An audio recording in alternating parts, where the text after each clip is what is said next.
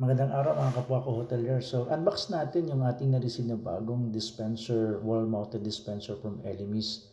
Of course, we have four types. Yung tinatawag natin na lotion, conditioner, shampoo, and body wash.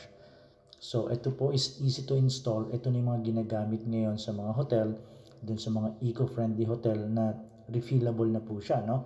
So, yung aming hotel ngayon, gumagamit nitong brand na to. Good thing, this Elemis is made in Germany. So, yan po yung plastic bracket, of course. And ito yung wipes na panglinis ng wall before niya idikit. And of course, ito naman yung ating susi. So, hindi siya pwedeng i-take home dahil meron po siyang susi. Ayan. Yan na po yung ano niya, yung final na na-install natin sa wall. Ganyan siya kaganda. Napaka neat and clean. Ayan po yung lotion. Naka-separate naman dito sa may bathtub. Ayan. So normally yung mga hotel ngayon gumagamit na talaga sila ng mga ng mga refillable bottles.